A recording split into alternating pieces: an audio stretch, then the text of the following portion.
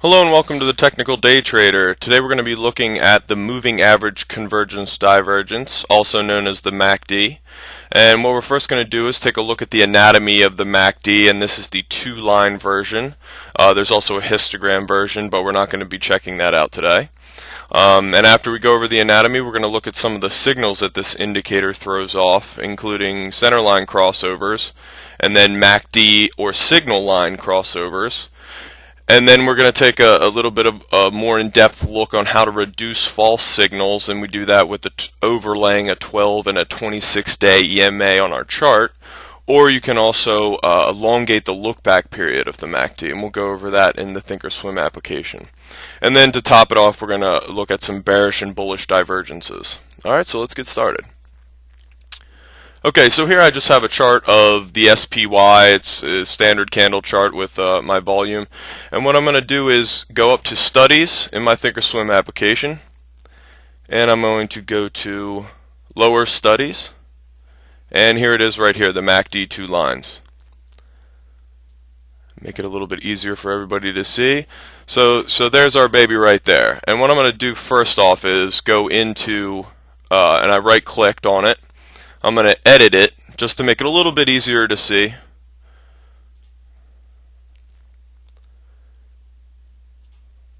Okay, and then we'll go to the average line.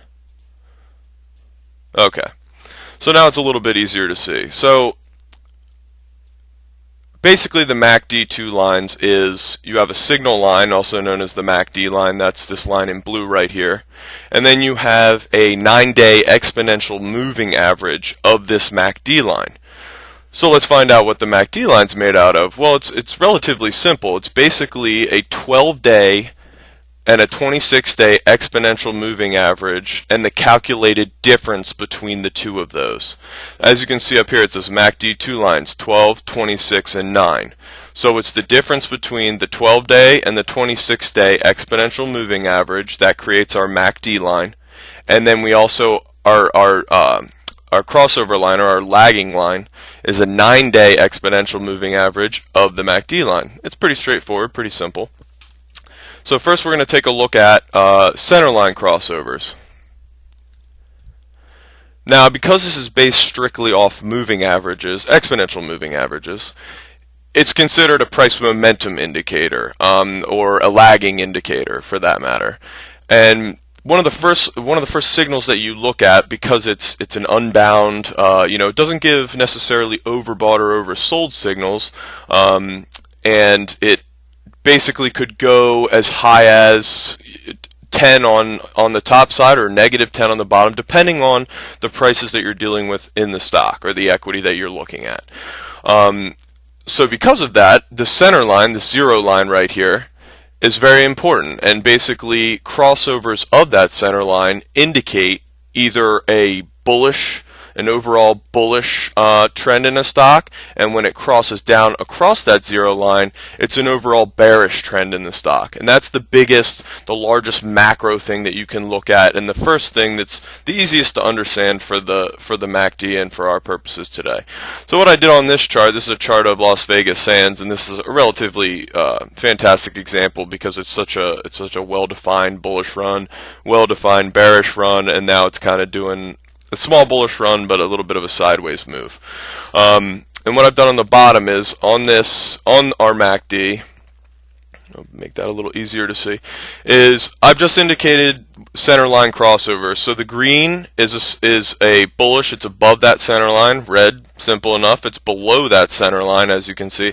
And then back to green again as it comes back up above that center line. Now you see in the future, and this is the present actually right over here, it's gone below, and it's kind of doing a little consolidation sideways, as it were. You see, there's no real predominant run. It's not high into the 1 or 2 area, and it's not low in -4 or 5. So it's just kind of going sideways. But these are some pretty well-defined bullish run right here, and then you get your center line crossover right here, bearish run, again center line crossover into a small bullish run. Alright, so next,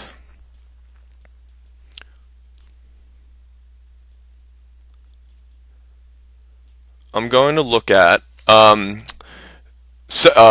signal line crossovers. So this would be not when it crosses the center line, but when our MACD line, this blue line right here, crosses over and goes below or above. In this case, it's below that 9-day exponential trailing moving average.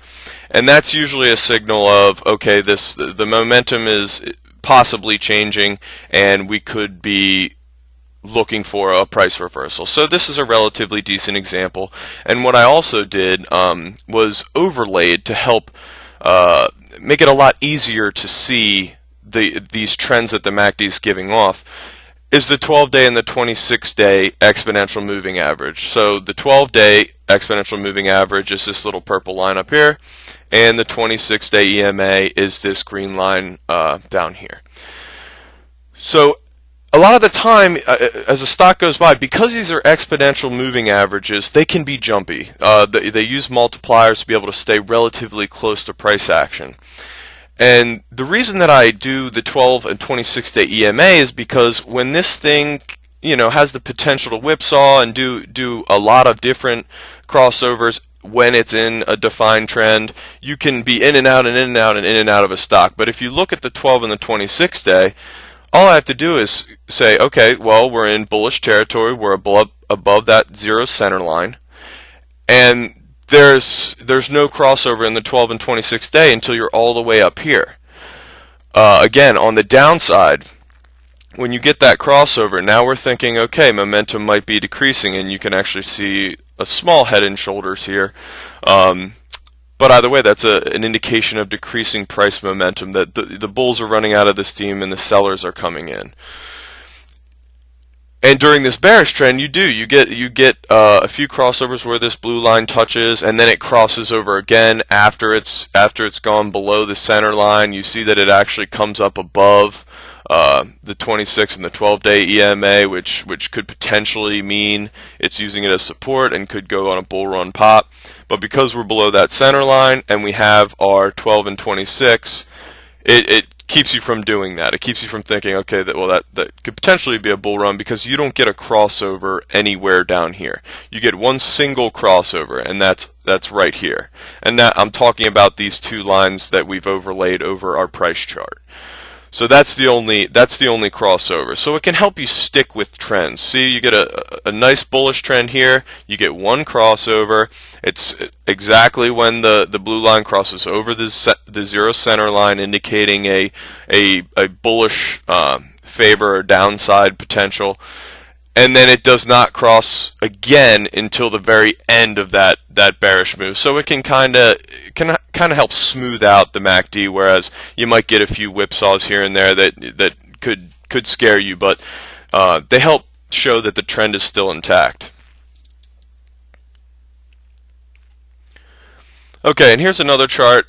Very simple. I didn't overlay a lot of stuff. This was just the beginning part of being able to modify the MACD within our application to reduce those whipsaws. And this is a very good example, because you get a crossover in the MACD here, here, here, here. I mean, they're all over the place, and these are in pretty well defined bullish and bearish terms in terms of our 12-day and 26-day overlay.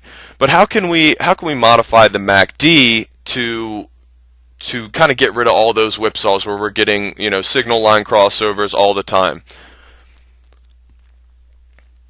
Alright, well, here's part two. And what I did here was I right-clicked on my MACD2 lines. It says Edit MACD2 lines, absolutely. And the default lengths, as we spoke about earlier, are 12 and 26. So what I did was I doubled that. I doubled the 12-day exponential moving average to 24, and I doubled the 26-day EMA to 52. Now, I didn't modify the 9-day exponential moving average of the MACD line, but as you can see, what happened was it smoothed out a lot of those whipsaws. So now, instead of having just a ton of crossovers all over the place, making you wonder, oh, are we going bullish? Are we staying bearish? It only gives off 4 signals. It's one right here. You have a beautiful bull run. You get out right when the profit's at its max. Stock makes a new high, you're in bearish mode. It doesn't cross over, you get one more signal here, you're going back into bullish mode, and then you get one more signal here. So you can kind of see the difference here. Look at the jumpiness you get with our original, the default MACD calculation, and then look at what a big difference that makes in terms of the simplicity of defining the move. Alright, so for the final portion of our video lesson, we're going to look at the MACD with bullish and bearish divergences. And we're first going to start with the bearish divergence. Now, divergence means separation. Convergence means coming back together. So a divergence means that as an equities or an underlying equities price continues higher, the indicator, in this case it's the MACD, starts making lower highs. They're diverting. So even though the price in the underlying security is still affirming a bullish uptrend, and we are above the zero line, so that affirmation is true, what it's indicating is that there's decreasing upside momentum.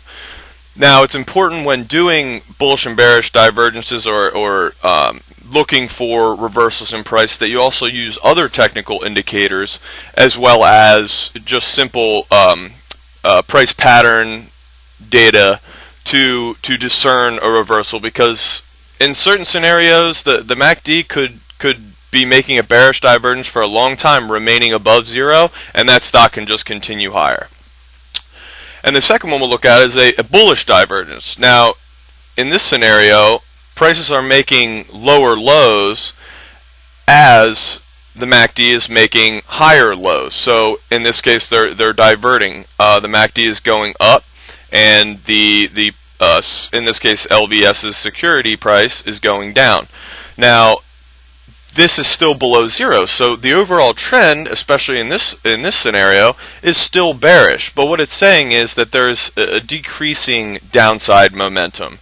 And again, you wanna look at price data as well as using other leading technical indicators to get a better perspective and get a better high probability trade of getting in here long for the bullish divergence and in here short for the bearish divergence. Alright, that's it for our lesson today. I hope you guys enjoyed it. And we have a full in-depth article where I made a lot more notes on static images, so you can study those as well as read the text that I have accompanying it. Hope you enjoyed it, and we'll see you later.